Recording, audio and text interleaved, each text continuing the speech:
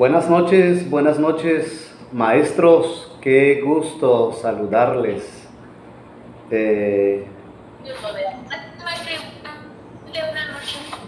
Nos encontramos con una sesión más. Claro que sí, somos todos bienvenidos con ánimos de avanzar, aprender, mejorar nuestro aprendizaje y fortalecer también nuestra experiencia, estilos, modos de intervención. Les felicito porque tienen esa hambre y mucha motivación de ir conociendo poco a poco. Si bien es cierto, nunca dejamos de aprender. Comprendemos que todos tenemos un compromiso, un rol que cumplir en nuestro centro laboral o en la familia, y a veces se nos complica un poco fortalecer o enriquecer el conocimiento, y pues debemos esforzarnos un poco. Lo mismo con un servidor, pues tiene que esforzarse en repasar la información, el conocimiento, relacionar los datos para ver si corresponden. Hay datos muy similares que uno podría equivocarse y tener cuidado por ese punto. Daremos inicio con la cuarta unidad sobre adultez temprana, media y tardía. Corresponde en esta primera presentación sobre adultez temprana, que comprende de los 20 años a los 30. De pronto algunos autores van a mencionar que es a partir de los 18 o 19 o hasta los 29, o hasta los 31. Bueno, lo importante es ir ubicando a cuál etapa se refiere la temprana, qué edad corresponde, de qué edad a qué edad corresponde esta etapa. Algunas de las generalidades como para motivar nuestro aprendizaje, para llamar nuestra atención, para que veamos que esta etapa es otro mundo, ¿sí? Encontramos varios aspectos con respecto al desarrollo físico y cognoscitivo. El primero, que en Estados Unidos los adultos de entre 20 y 40 años de edad, que tienen mayores probabilidades de ser pobres y menores de contar con seguro médico que cualquier otro grupo. Ese es un indicador que sobresale en Estados Unidos. El segundo, que 3 de cada 4 enfermedades mentales empiezan alrededor de los 24 años. Y se preguntarán, maestro, ¿cuáles son esas enfermedades? Tomemos en cuenta entonces que la vida adulta temprano inicia con un gran asombro, con expectativas. Sin embargo, va a enfrentar esta etapa un sinnúmero de dificultades, enfermedades o trastornos psicológicos o psiquiátricos. Podríamos mencionar algunos de ellos. Son 5 tipos de problemas psicológicos más comunes en la edad adulta temprana, como los trastornos del estado de ánimo, trastornos de ansiedad, trastornos de la conducta alimentaria, trastornos psicóticos, trastornos de la personalidad.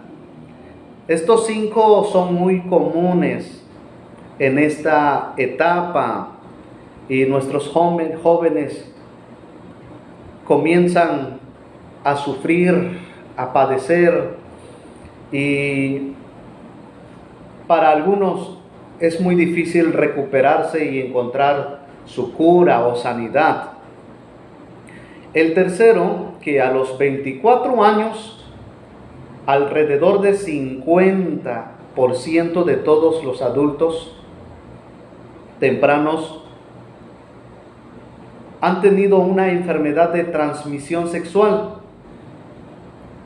Esto es común en el occidente, en América Latina, ¿sí? Del norte, central y sur. El cuarto, que la capacidad de pensamiento reflexivo surge entre los 20 y 25 años. ¿A qué se refiere esa capacidad reflexiva? Con relación a lo que decía Piaget, que a partir de los 12 años el adolescente comienza a ejercer su capacidad lógica reflexiva y que ha superado una etapa más que es la simbólica y preoperacional. Vean ustedes que no del todo en la adolescencia se puede desarrollar una capacidad intelectiva reflexiva.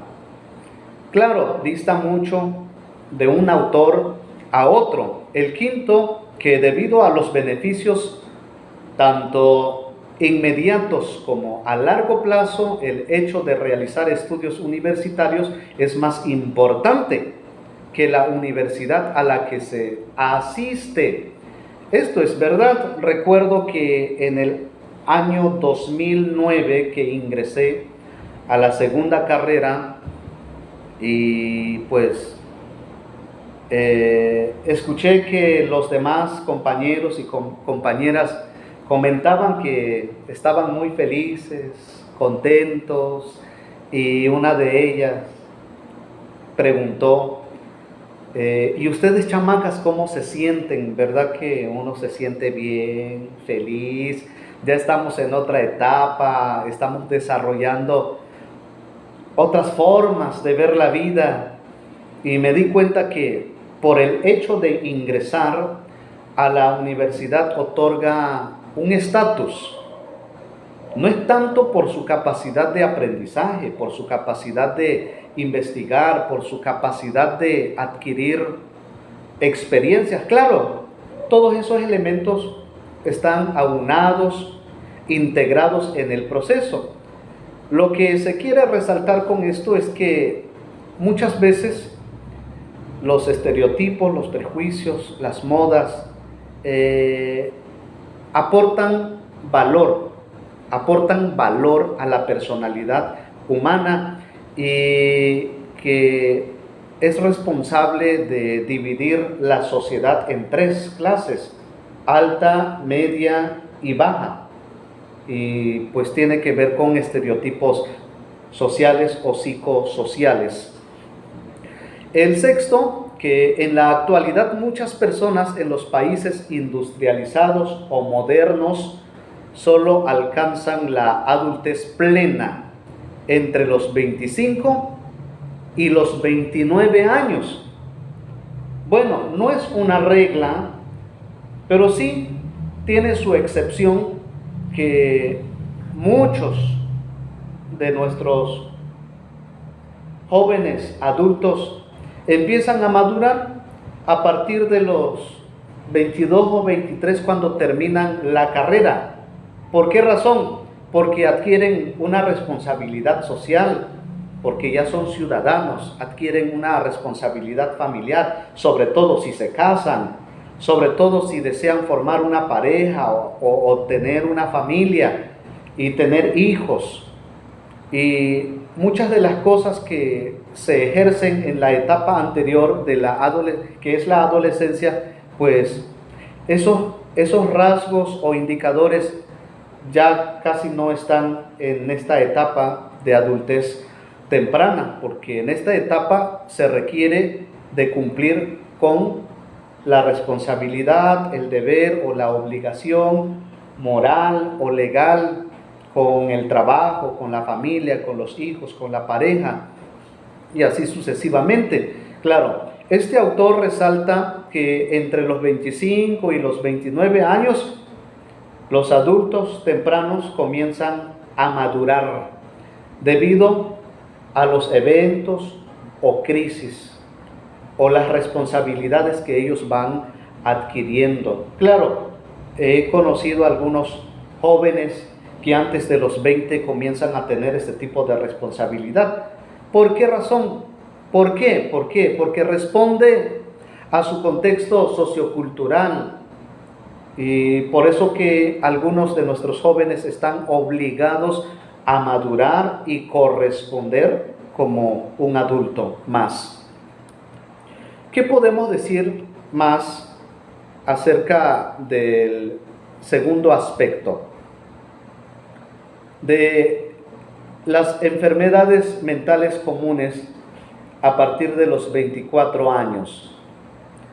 Podríamos evocar un poco sobre los trastornos de la ansiedad, que tiene que ver con la angustia, el estrés por el miedo o la incertidumbre acaban dominando, afecta el día a día de la persona, trabajo, familia, relaciones sociales, en fin, se caracteriza por ataques de pánico, como también se caracteriza por el trastorno obsesivo compulsivo. ¿A qué se refiere por ataques de pánico? Que hay apariciones repentinas de una sensación muy intensa de terror que pueden hacer dudar por la integridad física de la persona. Hay una somatización como la falta de aire, palpitaciones, sudor o nerviosismo, insomnio, pérdida de apetito. Y se puede entender de dos maneras, que hay fobias normales. Son los trastornos fóbicos que producen una serie de afectaciones relacionadas como los miedos irracionales a objetos, a animales, y esto no tiene nada que ver con la angustia existencial con relación al destino, a la muerte, a la existencia, el amor, la fraternidad, el cielo, la tierra, cosas trascendentales.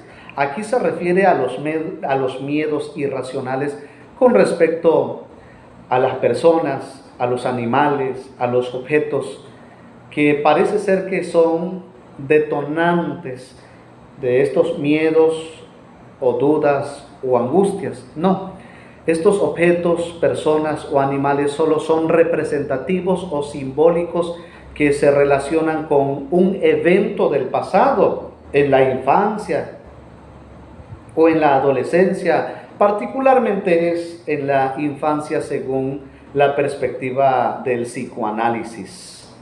Ejemplo de los miedos irracionales con respecto a los trastornos fóbicos.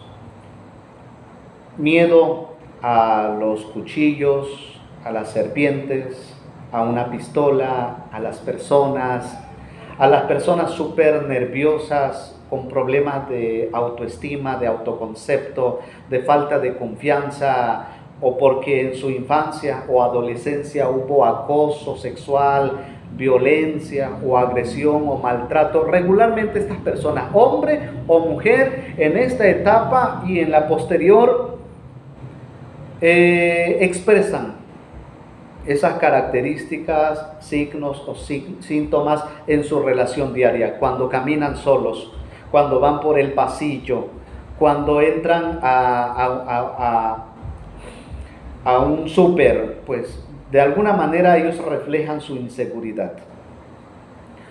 Fobias complejas Por ejemplo, es la fobia social quien siente una ansiedad extrema a la hora de interactuar con otros seres en determinados contextos.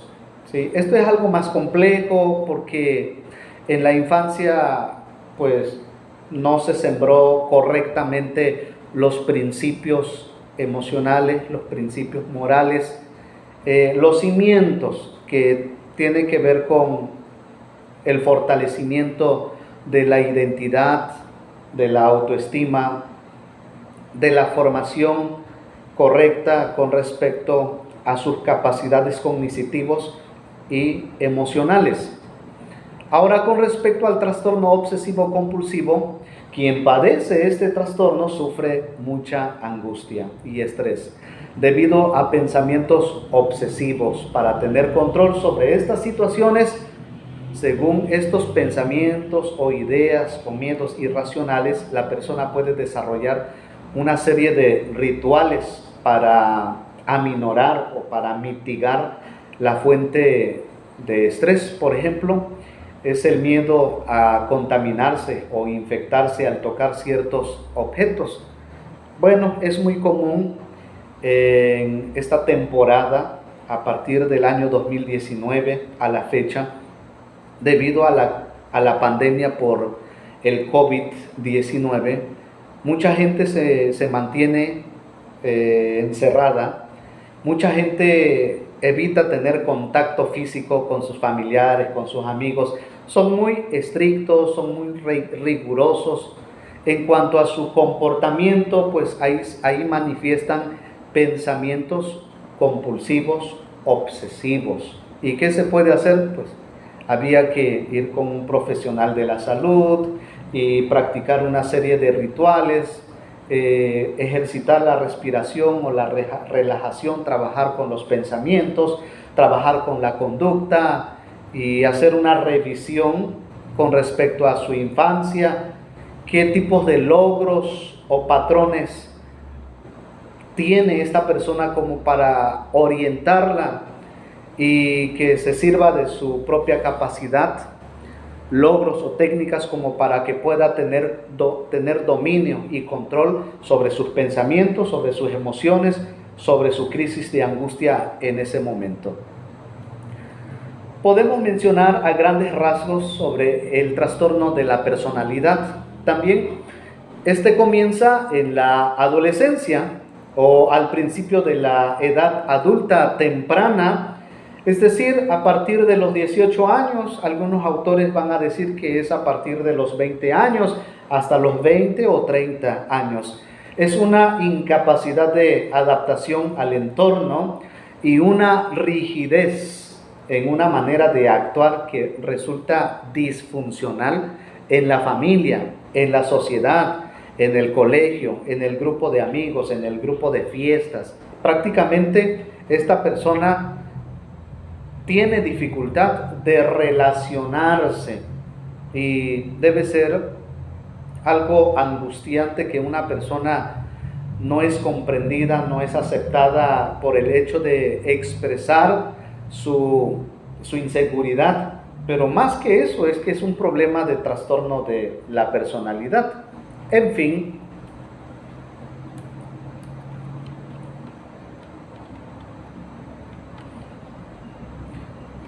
bien, antes de entrar al contenido, me gustaría también mencionar algunas generalidades acerca del desarrollo psicosocial, ya sea que no nos dé tiempo de profundizar aspectos porque es amplio el tema, pero sí me gustaría ofrecer un panorama, ¿no?, con respecto a la parte psicosocial de la adultez temprana. Encontramos el primero, que los adultos emergentes, solteros y sin hijos, son más felices en la universidad, porque allá se hace amistad, conviven, van al café, van al cine, tienen reuniones los fines de semana, se invitan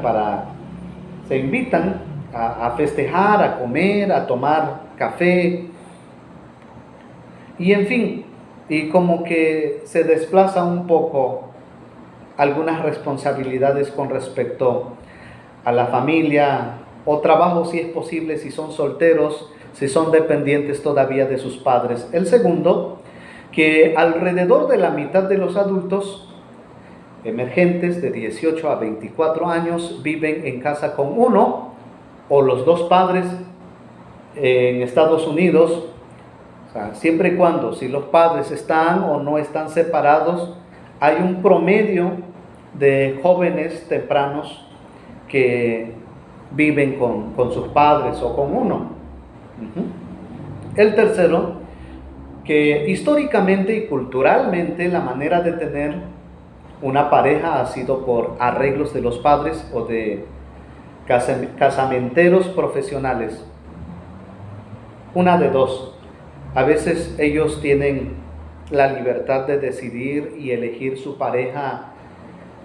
Si es posible, avisan a sus padres, si no, pues ellos se casan por su cuenta, porque eso se da mucho en las grandes ciudades, en la capital, en la gran civilización, cuando muchos de nuestros jóvenes viajan a la capital porque no hay universidad en su provincia, se ven con la necesidad o con la obligación de viajar a la capital y pues cambia el panorama, cambia el parámetro social, cambia los valores sociales, los valores culturales y pasan por una crisis y tienen que aprender a asimilar los nuevos parámetros que ofrece la ciudad a donde llegan a vivir. El cuarto tiene que ver con la proporción de adultos tempranos de 25 a 34 años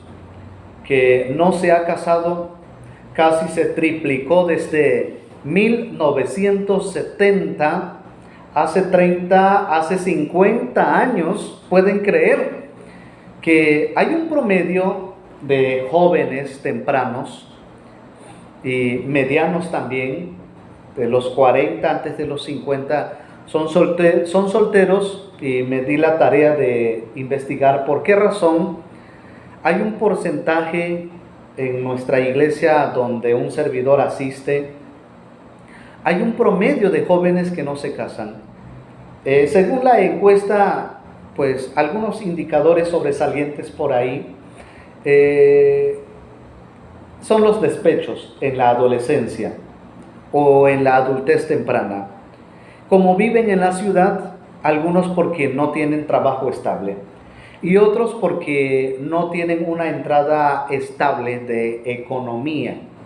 Otros porque sus padres viven solos, no hay quien los cuide, entonces no se casan, no tienen pareja, prefieren ocupar su tiempo e invertir su dinero con sus padres, y así sucesivamente, ¿verdad? El quinto, que la mitad de los padres jóvenes dicen que pasan muy poco tiempo con sus hijos, de acuerdo con encuestas nacionales. Eso es verdad, porque algunos padres que son adultos tempranos estudian y trabajan, o estudian o trabajan, pero algunos tienen el privilegio de estudiar y trabajar y ya tienen hijos, tienen una familia, porque tienen cierto privilegio con los padres. Sus padres apoyan a sus hijos casados a que puedan terminar una carrera, que puedan tener un trabajo estable, porque a estas familias un promedio de ellos tienen una empresa, viven bien, tienen un estatus, por decirlo así. Y por último, el sexto, que la tasa de divorcios de 2006 descendió a su punto más bajo desde 1970. Vaya usted a saber, ¿verdad?, que cada generación es diferente, cada etapa tiene sus características, su crisis, sus eventos y en fin. Deseo mencionar algunos de los subtemas con respecto al desarrollo físico de la adultez temprana. No me voy a concentrar específicamente a cada uno porque por falta de tiempo, pero sí me gustaría mencionar el panorama, la idea central, la finalidad que aporta cada apartado, que encontramos en este aspecto de desarrollo físico sobre salud y condición física, pues se exploran algunos indicadores y subtemas como estado de salud y problemas de salud con relación a la sexualidad, o problemas de sexualidad o el uso libre de la sexualidad, las influencias genéticas en la salud y factores conductuales que influyen en la salud y la condición física, influencias indirectas en la salud y la condición física y problemas de salud mental. Bien, hay varios factores. ¿Por qué la salud se ve afectada, la salud física? Precisamente en parte por la herencia genética. Y por otro lado, pues tiene que ver con el entorno familiar, el tipo de alimentación, los patrones y reglas que una familia tiene como para conducir la conducta y la salud física de los padres, de los hijos, de los menores, y tiene mucho que ver con los valores de salubridad y educación en salud y sexualidad, pues todo eso, ¿ve? Sobre cuestiones sexuales y reproductivas, encontramos sobre la conducta y actitudes sexuales, enfermedades de transmisión sexual, trastornos menstruales e infertilidad. En parte tiene que ver también con influencias genéticas como también factores conductuales. Y un poco más allá de estos dos factores, los adultos tempranos de esta sociedad moderna, industrializada del siglo XXI, parece ser que tienen un patrón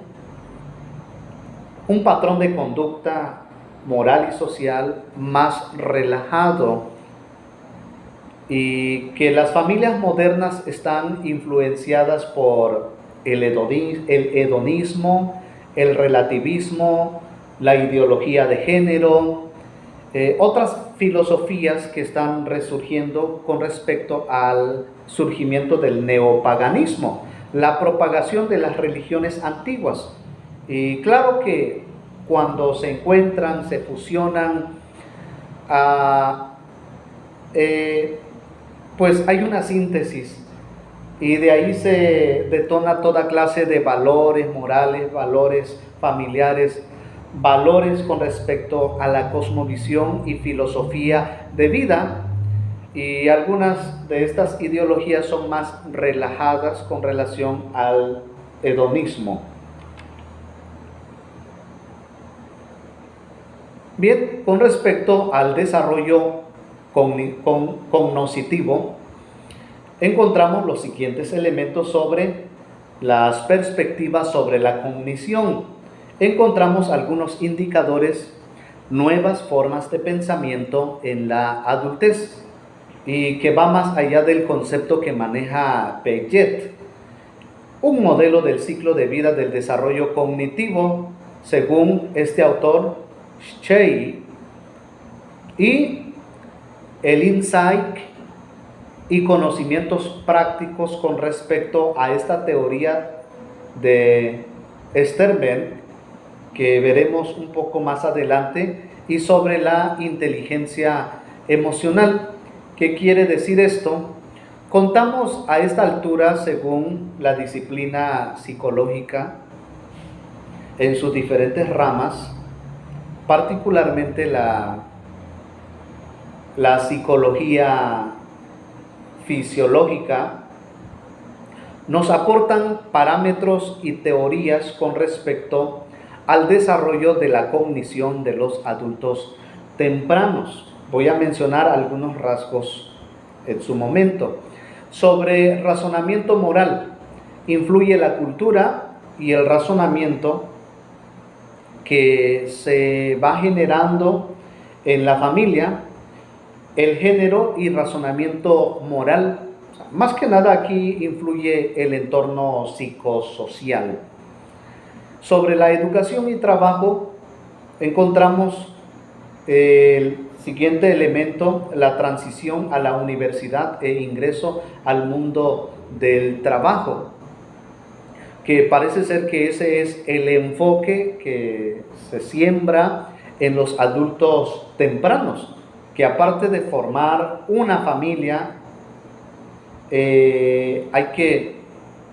está la opción también de hacer una carrera y posteriormente ingresar al mundo del trabajo, y que más adelante se pueda hacer un patrimonio, y cuando los adultos tempranos lleguen a la última etapa de la vida, puedan dejar un legado, porque así funciona esta vida, ¿no? Y es un proceso, vamos por etapa. En la última parte, sobre desarrollo psicosocial, encontramos 6 elementos. El primero: adultez emergente, sus patrones y tareas. Emergente, por un lado, porque adopta algunos criterios o valores transicionales que hace que esta etapa no se centre como debiera ser, pero eso es debido a la influencia de la sociedad moderna industrializada y también por el resurgimiento del relativismo moral o relativismo filosófico, donde todo es flexible, pues la sociedad ofrece muchas cosas, incluyendo la moda, ¿no es así? Y que a través de las redes sociales, pues la sociedad expresa su sentir, y también hay un tipo de consumismo, y eso hace que esta etapa pues sea emergente y que en su momento debe cimentarse. Esta es una etapa más, nada más. Encontramos los variados caminos hacia la adultez, el desarrollo de la identidad y desarrollo de las relaciones con los padres. El segundo, 4 enfoques del desarrollo de la personalidad. Podemos encontrar algunos modelos teóricos como modelos de etapas normativas, modelo del momento de los eventos, modelo de los rasgos, los 5 factores de Costa y McCree, y modelos tipológicos. Mencionaré algunos rasgos y patrones con respecto a este enfoque, cómo podemos comprender, manejar e interpretar el desarrollo de la personalidad de la adultez temprana. El tercero, sobre las bases de las relaciones íntimas, particularmente influyen la amistad y el concepto de amor que ellos van adquiriendo, pero esto se debe principalmente de los conceptos y valores morales o conceptos religiosos que reciben los niños, de los padres, de los maestros, de sus mentores, y que estos valores psicosociales y religiosos entran en una etapa de crisis, de transición, que necesariamente los jóvenes tempranos tienen que reformular su criterio moral, su perspectiva de vida, su cosmovisión de vida. Tienen que reconfigurar también el concepto del destino, de la muerte, el más allá, la religión, Dios y muchas cosas. Por eso que autores han surgido y han tratado de llenar ese espacio. ¿Cómo podemos tratar con la personalidad de los adultos jóvenes?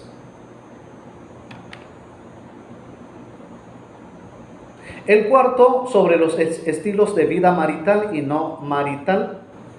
Con respecto a la vida de soltero, las relaciones gay y lésbicas, cohabitación y matrimonio.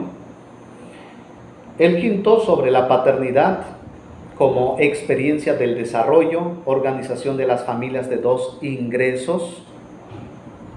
El sexto, el último, cuando el matrimonio termina en divorcio y nuevas nupcias e hijastros. Son muchas cosas. Esta etapa apenas comienza a explorar nuevas vivencias. Empieza a experimentar nuevas formas. Con el paso del tiempo a otra etapa, va encontrando nuevos patrones.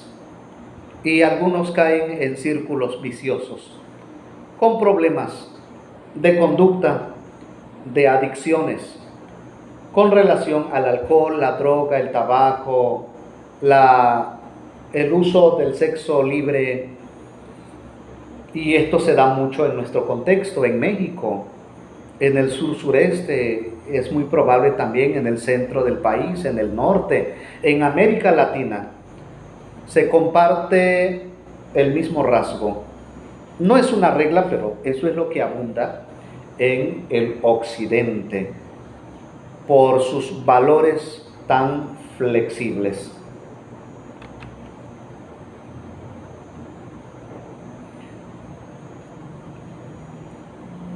Muy bien, hemos explorado una parte, el 50% de este tema.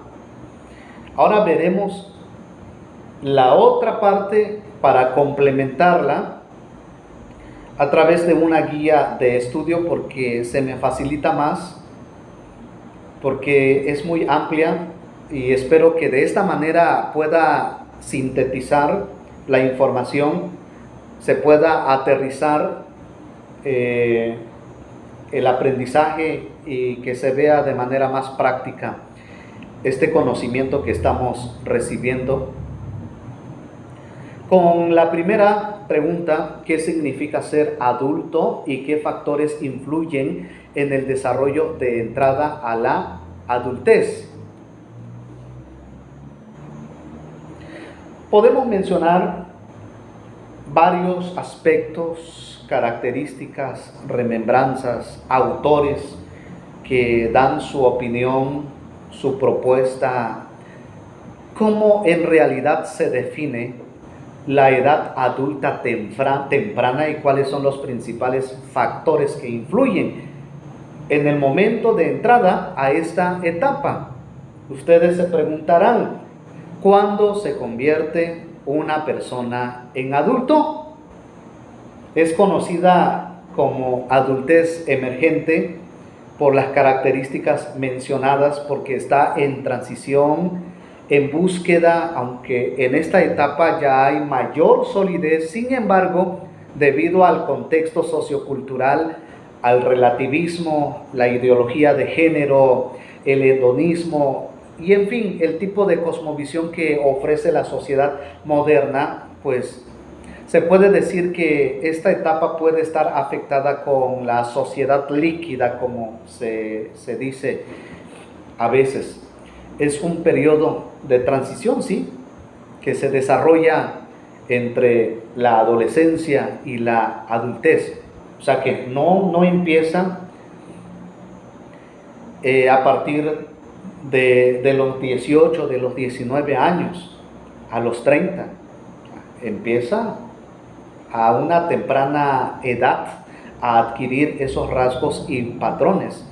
La sociedad estadounidense tiene diversos indicadores para que comprendamos un poco en qué consiste este fenómeno de entrada a la adultez.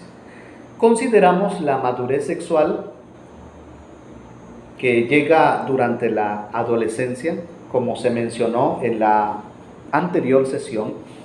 Una adolescente puede embarazarse a partir de los 14 años. Sin embargo, algunos casos involuntarios a veces, por manipulación, algunas niñas se han embarazado antes de los 12 años o después de los 12 años. Sin embargo, su cuerpo no está habilitado con el desarrollo debido y puede haber algún percance negativo. Muy bien. En cambio, la madurez cognitiva requiere más tiempo.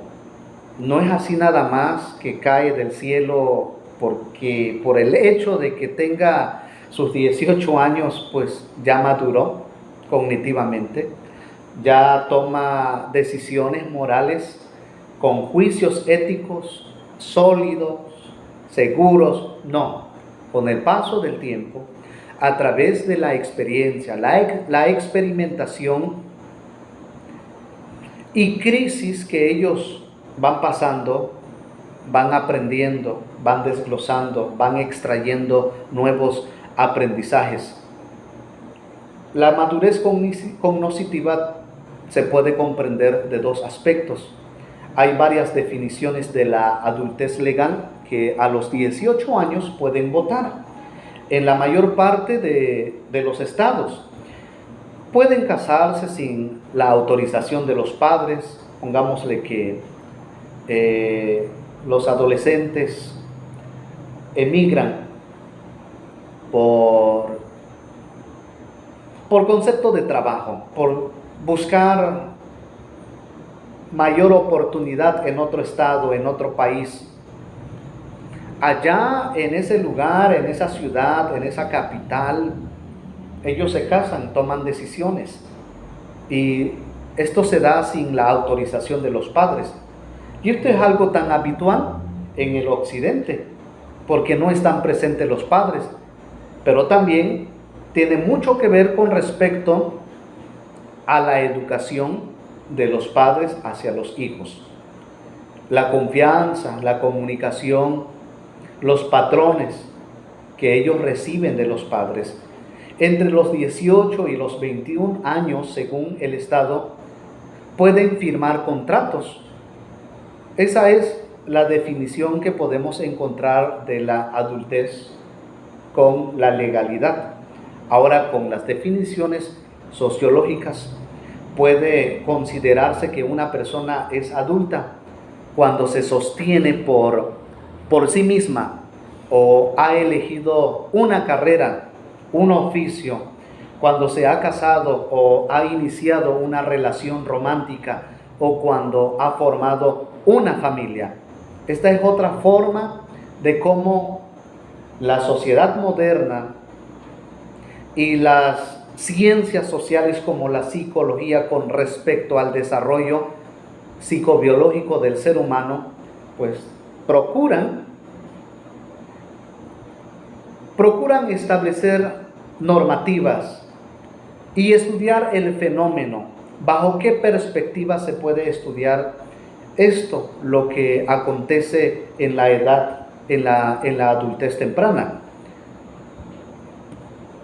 Pero también encontramos sobre la madurez psicológica con relación a este desarrollo psicosocial que depende de logros como el descubrimiento de la propia identidad, la independencia de los padres, el desarrollo de un sistema de valores y el establecimiento de relaciones.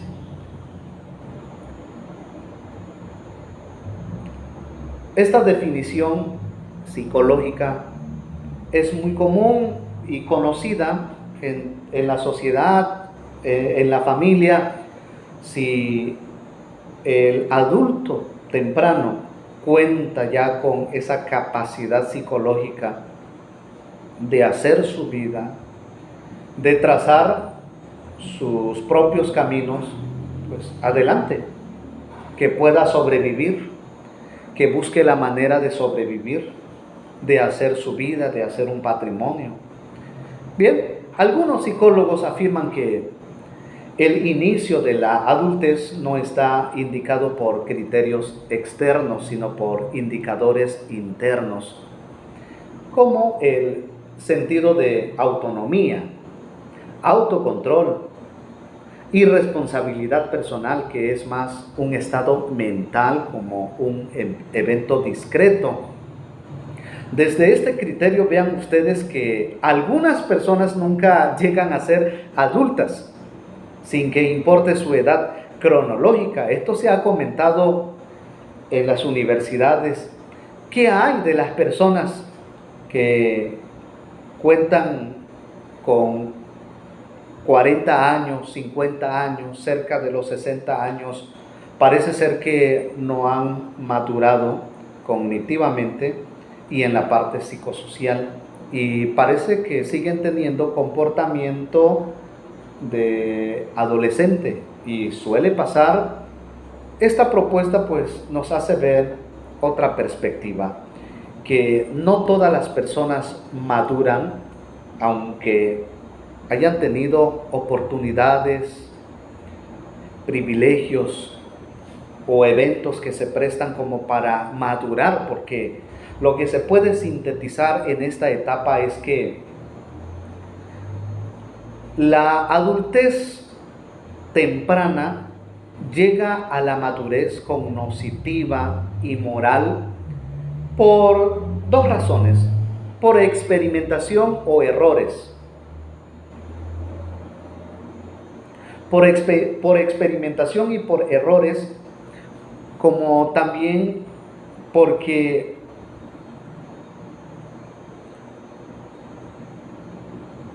tienen crisis, porque padecen, porque sufren por varias razones, por falta de empleo, por falta de estabilidad financiera, por problemas en el hogar, por problemas en el noviazgo. Ese tipo de crisis hace que al adulto temprano pueda regular sus normas, sus patrones.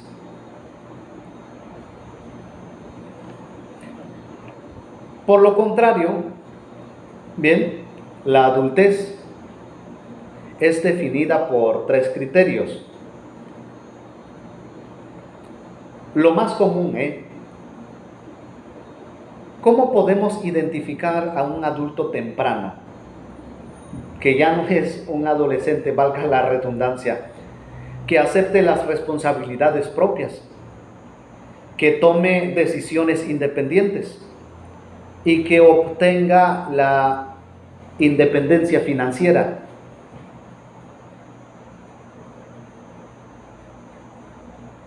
Esta información es la que podemos bajarla a los padres, a la familia, en cursos, talleres, seminario.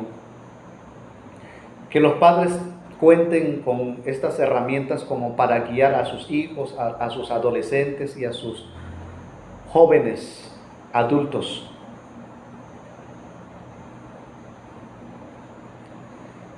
Para concluir esta parte, porque hay más cosas que decir, en esta etapa emergente de entre los 18 o 19 años y los 25 a 29 años, es una etapa exploratoria, es una época de posibilidades, una oportunidad para probar nuevas y diferentes formas de vida. Es un momento que los jóvenes ya no son adolescentes, pero todavía no han asentado en los roles adultos. Por eso que se considera emergente.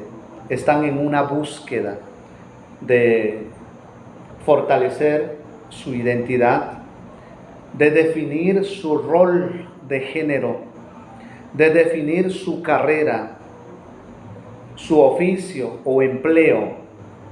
Y muchos de ellos fracasan. Es normal, es parte de la crisis de esta etapa, para que aprendan.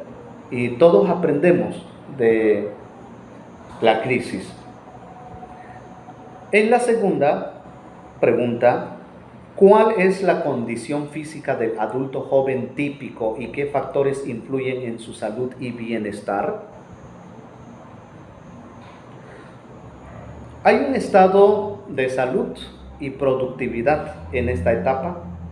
Los adultos emergentes disfrutan de excelentes condiciones físicas. Las personas de esta etapa se encuentran en el pináculo de la salud. la fuerza, la energía, la resistencia y el funcionamiento sensorial y motor. Y cuando esta etapa termina, pasa a mediana edad, pues el organismo empieza a tener un tipo de descompensación por el trabajo, por falta de actividad física, por falta de una dieta equilibrada y por los problemas familiares y que van detonando toda clase de descompensación fisiológica, emocional o psicosocial. En esta etapa se establece el cimiento del funcionamiento físico de por vida.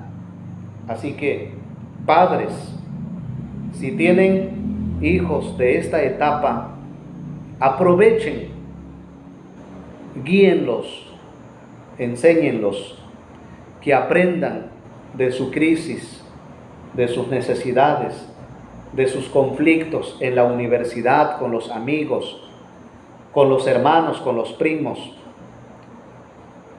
La salud puede estar influida, por un lado, por los genes. ¿Qué se puede hacer? Más que consultar con el médico. Pero los factores conductuales contribuyen a alcanzar estado de salud y de bienestar siempre que se tomen en cuenta estos indicadores: la alimentación, si duermen lo suficiente, cuánta actividad eficiente realizan y si fuman o consumen alcohol o drogas, y entre otras cosas. Hay factores conductuales que influyen en la salud y la condición física. Es la dieta y nutrición. Somos lo que somos, decía un filósofo griego presocrático. Este pensamiento es o representa la importancia de la nutrición para la salud física y mental. Dicen algunos, lo que comemos se refleja en apariencia, en lo que siente y en la probabilidad de que enferme e incluso muera. Donde no hay educación en la salubridad, se corre el riesgo que se pierda un familiar. Recientemente tuvimos un caso, un ancianito de 96 años falleció. Por edad decimos, sí, porque no estaba enfermo, pero un mes antes tuvo una descompensación, una deshidratación. Nos acompañó entonces un médico, un familiar se acercó porque le notifiqué que era necesario que resolvieran sus dudas o preguntas, y respondió el médico: denle líquido, suficiente líquido todos los días, denle de comer porque no está comiendo, no está oxigenando. Y se recuperó este ancianito, caminaba, leía, y en fin. Y luego tuvo una recaída por 15 días, y pues por falta de atención. Los familiares no lo saben. A veces damos por sentado, pues falleció porque ya estaba muy ancianito, ya no aguantaba, ya no podía con su alma. No necesariamente. Se debe a la falta de educación en la familia con este tema, que es necesario llevar una dieta y nutrición, y así debe ser, para que no suframos una descompensación. Los niños, los adolescentes, los adultos, y así sucesivamente. Como ejemplo encontramos que cada año mueren 365,000 adultos por causas relacionadas con la mala dieta y falta de actividad física. En 2005 se registró este dato y no estamos muy lejos, son 15, 16 años de diferencia, Y peor aún, si no hay concientización, si no hay educación en este campo. Sobre la obesidad o sobrepeso. La OMS la considera como una epidemia mundial. En los pasados 20 años se triplicó la tasa de obesidad en los países en desarrollo que adoptaron el estilo de vida occidental. Es muy pésimo el estilo de vida en Latinoamérica. No es una regla, pero sí debe preocuparnos los profesionales en salud, psiquiatría, psicología social, psicología educativa, consejería, tanatología, ciencias sociales, filosofía, los que promovemos estas ideas o pensamientos buenos que ayudan a que la humanidad pueda abrir sus ojos, pues debemos aportar algo, empezando con nuestra familia, empezando con nuestros amigos, empezando con nuestro círculo social más cercano o iglesia. Desde ahí podemos concientizar y ayudarles a sensibilizarse. Igual que en la niñez y adolescencia tienen una tendencia heredada a la obesidad. Puede interactuar con los factores ambientales y conductuales, sí es cierto, pero es la responsabilidad de los adultos o de los padres. Sobre la actividad física. Bueno, con relación al tema anterior sobre la obesidad, podemos decir que ¿cómo puede explicarse la epidemia de la obesidad? En el incremento de los refrigerios, la disponibilidad de comidas económicas, las porciones demasiado grandes, las dietas altas en grasa, las tecnologías que ahorran trabajo y los hábitos recreativos sedentarios como la televisión y las computadoras. Todo eso hace mal y nos afecta en este tema de obesidad o sobrepeso. Varios de ustedes, no me quiero adelantar, pues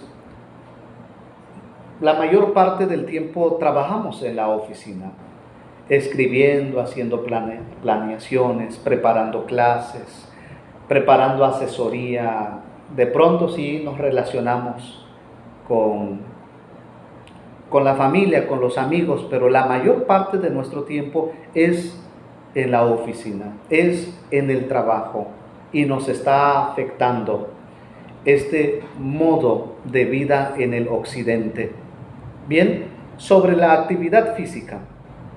Los adultos de esta etapa que son físicamente activos obtienen muchos beneficios. Debe procurar mantener un peso estable. La actividad física construye músculos, fortalece el corazón y los pulmones, disminuye la presión sanguínea, protege contra las enfermedades del corazón, diabetes, distintos tipos de cáncer o osteoporosis. Este tiene que ver con un adelgazamiento de los huesos que es más prevalente en las mujeres de edad media y avanzada. La actividad física es necesaria en la vida diaria, durante la semana, si es difícil, 1 vez, 2 veces, 3 veces en la semana, muy temprano, en la tarde, en la noche, porque alivia la ansiedad y la depresión y alarga la vida. Cuando recibimos un tipo de caso en el consultorio con respecto a este tema, pues implementamos la actividad física. Mandamos al paciente, se le sugiere que salga a caminar durante la semana, a correr durante la semana, para que pueda canalizar su ansiedad, su estrés, su angustia. De otra manera no se puede. Algunos pacientes que he recibido pues no llevan esa rutina y les hago ver que no soy responsable si luego no hay efecto, porque a veces se quejan porque ven que no funciona la terapia. Se les explica en la primera sesión que es la responsabilidad del paciente de cambiar, mejorar hábitos, conductas, y lo tiene que hacer y asegurarse de que lo está haciendo. Por esa razón que en la primera sesión se le pregunta: ¿cuál es tu motivo? ¿Cuál es tu propósito? ¿Cuál es tu problema? ¿En qué le puedo ayudar? Y se hace un convenio entre el consejero con el paciente. Si no hay un convenio, no hay un acuerdo, no se puede trabajar así. Algunos van por consultar y luego no están a la altura. No me refiero a la parte monetaria, sino porque no llevan el hábito de mejorar pensamientos, de mejorar actitudes.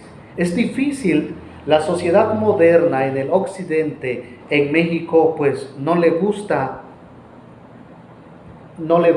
integrar rutinas o actividades físicas en su agenda durante la semana, por varias razones: el trabajo, la universidad, los hijos, el cansancio, el estrés.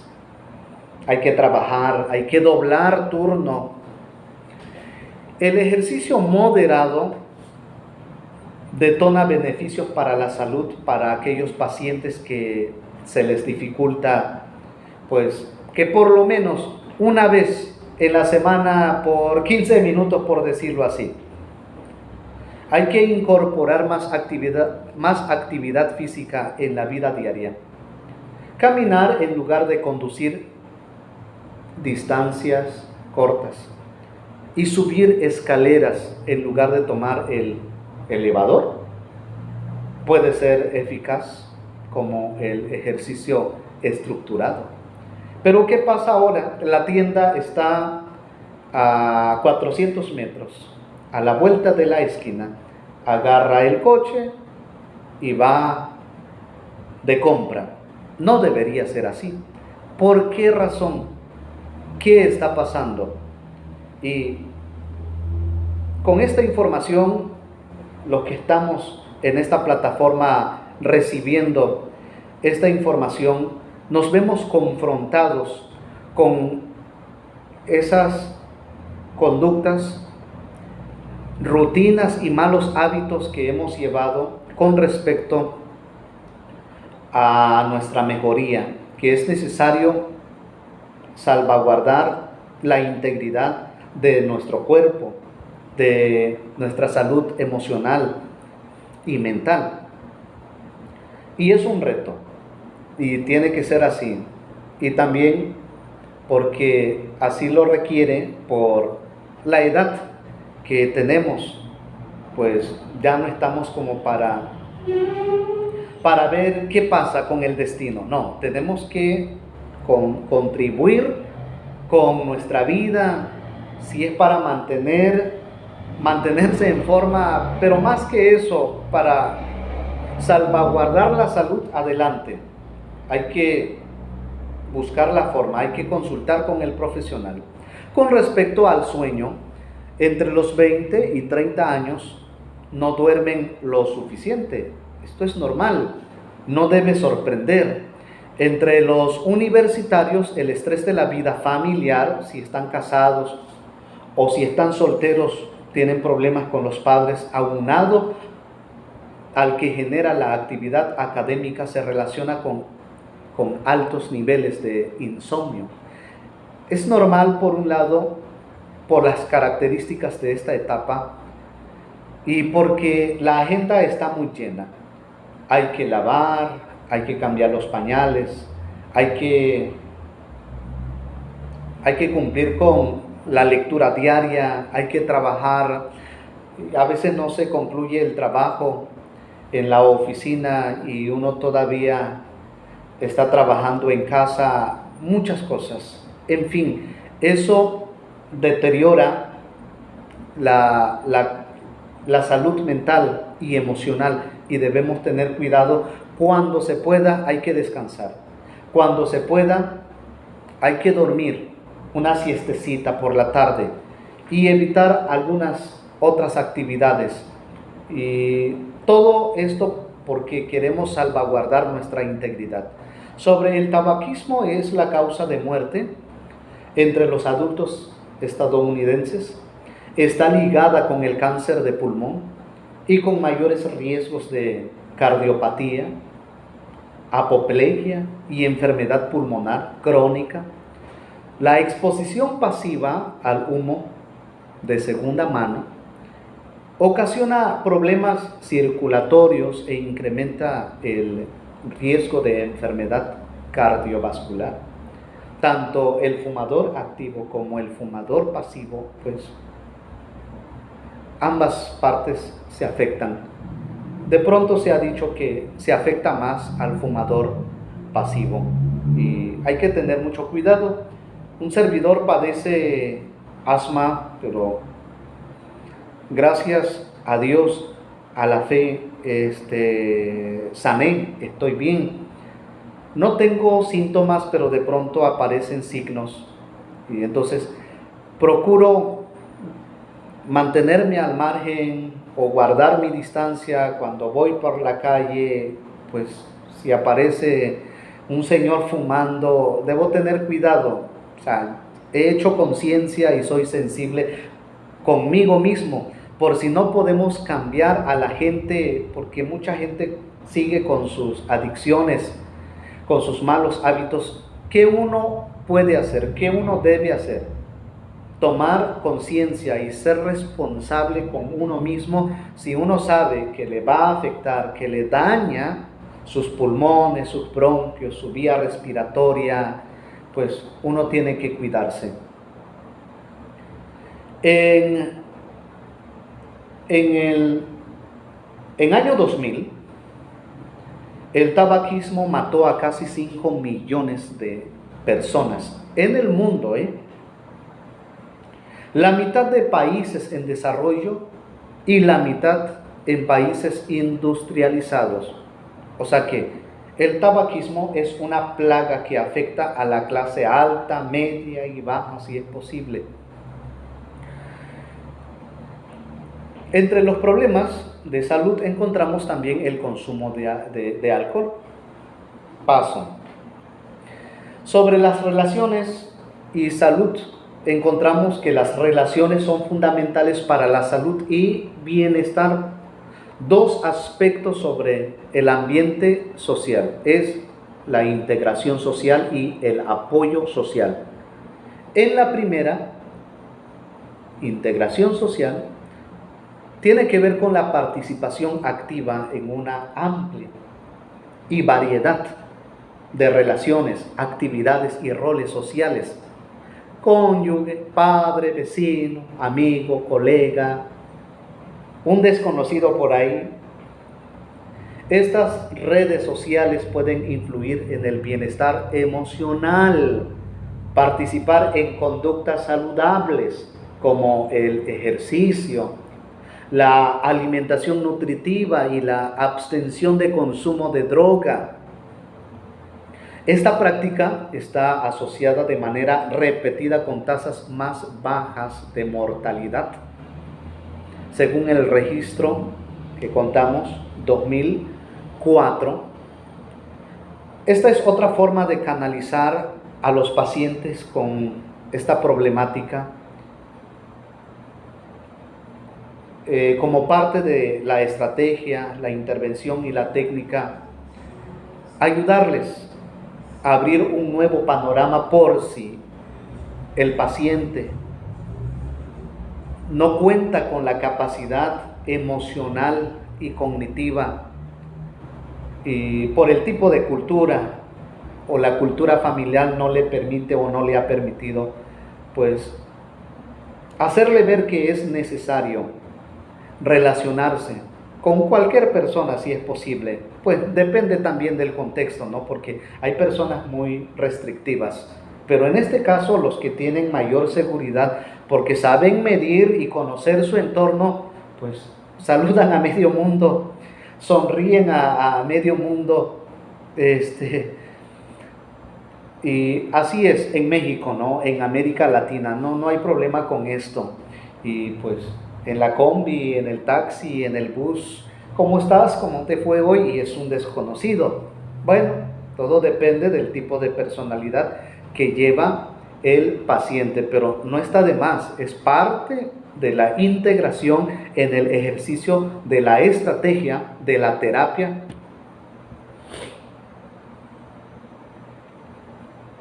En la segunda, con respecto al apoyo social, refiere a los recursos materiales, de información y psicológicos que se derivan de la red social con los que puede afrontar la persona para afrontar el estrés, la depresión, el insomnio.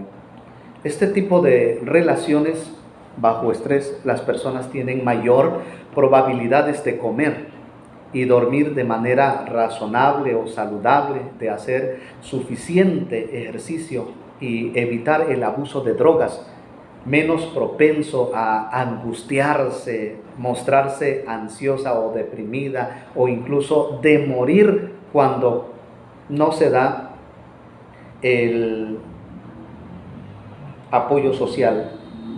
Pero es necesario enseñarle a los pacientes que aprendan a dar, que aprendan a compartir, que aprendan a dar, porque en el dar está la felicidad, está la bonanza, está la paz. Y este también es un tema común en la cosmovisión judeocristiana. Y varios filósofos y psicólogos de renombre del siglo pasado, judíos y cristianos, que dan su aportación a las ciencias sociales, a la sociología, a la psicología, a la psiquiatría, pues gracias a ellos nos han hecho ver que el antídoto para la depresión, la angustia y en fin, es el amor. Aprender a dar, aprender a compartir el tiempo, aprender a abrazar, aprender a sonreír, aprender a despojarnos de nosotros mismos. El que aprende a dar de sí mismo, tenga o no tenga, porque esto tiene que ver con la riqueza del alma, sana, es feliz. Pues esta es una técnica muy útil para varios psicólogos y filósofos con esta tendencia y con un servidor. Y relaciono esta temática con respecto al apoyo social o red social, porque no está de más. Es una red gracias a la información que nos proveen en la actualidad. Podemos extender, podemos madurar el conocimiento. Entre los problemas de salud encontramos el alcoholismo, el consumo y abuso de drogas, conducta antisocial y depresión. Son varios temas todavía que no quisiera entrar en este apartado. Nos queda, ¿sí? ¿Cuántos minutos? 10 minutos y son 5 preguntas. No sé si terminamos ahí, implementamos una pequeña evaluación o continúo.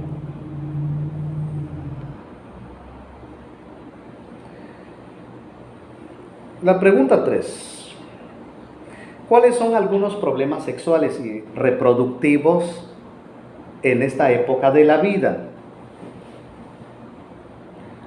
Aquí con relación a la conducta y actitudes sexuales, que casi todos los adultos han tenido relaciones sexuales antes del matrimonio. Algunas características sobresalientes es el sexo casual, la doble moral de que los hombres tienen mayor libertad de expresión sexual que las mujeres. Al parecer, los datos que arroja la bibliografía, pues este es un mito. Tanto el hombre como la mujer tienen la libertad de expresar su sexualidad.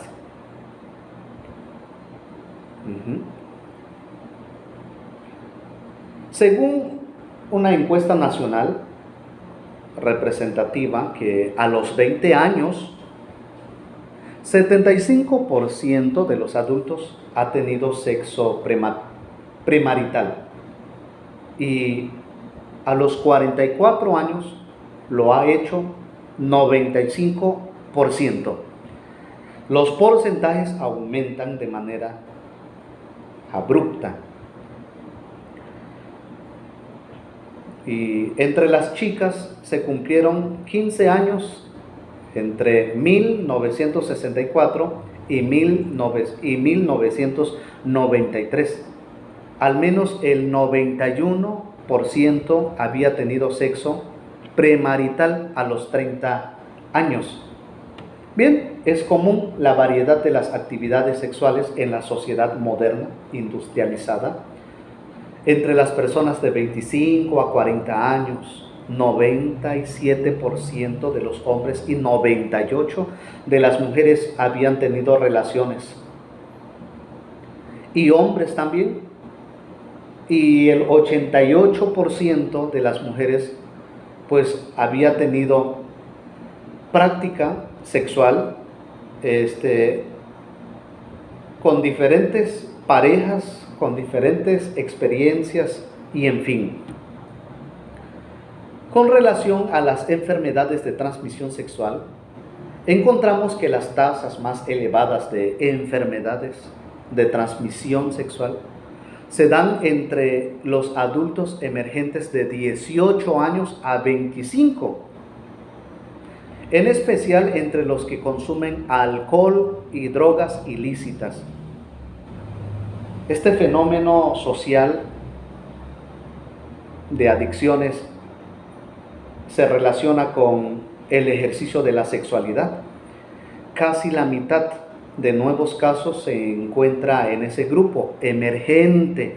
Muchos no reciben diagnóstico, que es lo que más preocupa, ni tratamiento médico, y muchos están contagiados y no lo saben en nivel secundario, en nivel preparatorio, y tienen parejas sexuales. Con respecto a los trastornos menstruales, podemos decir que se refiere al síndrome premenstrual. Es un trastorno que produce malestar físico y tensión emocional hasta por 2 semanas antes del periodo menstrual. Se dice que el 85% que menstruan pueden tener algunos síntomas, pero solo entre 5 y 10% ameritan un diagnóstico de este tipo.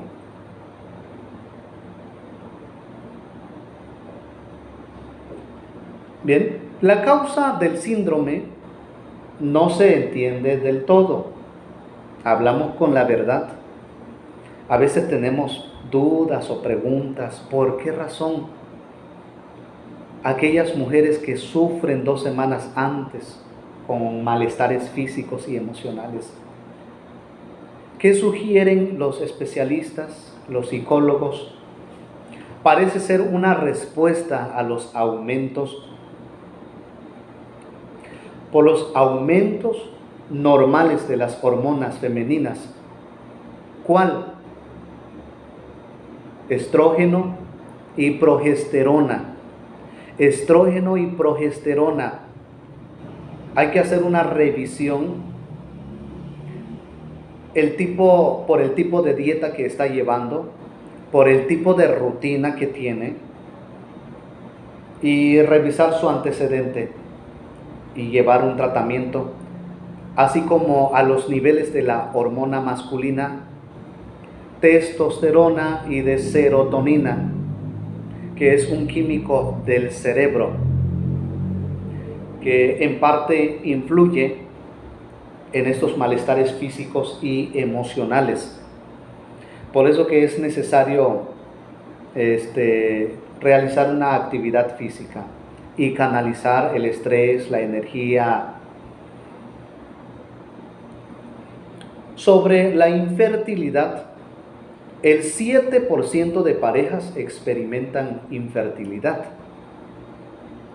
Es una incapacidad de intentarlo durante los 12 meses. Cuando se da esto, se dice que hay infertilidad. Empieza a declinar entre los 28 y 29 años. Por eso que se sugiere a las mujeres que se casen antes de los 30 o antes de los 35, porque después de los 30 y 35 años puede tener complicación de embarazarse. Hay menor probabilidad de embarazos considerables entre los 30 y 39 años. De pronto hemos escuchado que una mujer se embaraza a los 40 años por un tratamiento, pero también debido a la fe. Muy bien. ¿Qué más se puede decir? La infertilidad masculina es menos afectada por la edad, pero disminuye de manera significativa entre los 38 y 39 años. Aunque el hombre tiene mayor oportunidad o privilegio de concebir después de los 40, hasta los 60, 70 años, puede concebir, no hay problema por eso. Sin embargo, se puede disminuir la probabilidad a partir de los 38 y 39 años. Aunque sí, hay una producción de muy pocos espermatozoides después de esta edad. En algunos casos está bloqueado un conducto eyaculatorio. Estos pueden ser incapaces de nadar con la fuerza suficiente para llegar ¿a dónde? Al cuello del útero. Algunos casos tienen una base genética. Cuando es así no se puede hacer nada. En cambio, la infertilidad femenina puede ser la incapacidad de producir óvulos o que estos sean normales. Ese es el problema, pues. Que la presencia de mucosidad en el cuello del útero puede impedir la entrada de los espermatozoides, o una enfermedad de revestimiento del útero que impide la implantación del óvulo fertilizado, que después de los 30 años se presenta un deterioro de calidad de los óvulos. Por eso que se sugiere que es mejor que se embarace antes de los 30, se case después de los 20 o terminando la carrera. Bueno, hay libertad. Para ello, la mujer moderna de esta sociedad postindustrializada tiene mayores probabilidades, otras oportunidades como para ascender en el puesto, como para tener mayor ingreso. Entonces descarta la posibilidad de hacer una familia, de tener hijos. Cuestión de elección. Claro, nos ha afectado la sociedad moderna o posmoderna de alguna manera. Pero la causa más común de la infertilidad femenina es el bloqueo de las trompas de falopio, que impide la llegada de los óvulos al útero. Esto representa, tanto para el hombre como para la mujer, una carga emocional para una relación. Por eso que hay separación, hay divorcio, se asocia con dificultades psicológicas de largo plazo. Ojalá fuese dificultades a corto plazo, a mediano plazo, a 1 año, a 2 años, ¿no? Es de por vida. Muy pocas parejas logran superar, asimilar y aceptar esta crisis.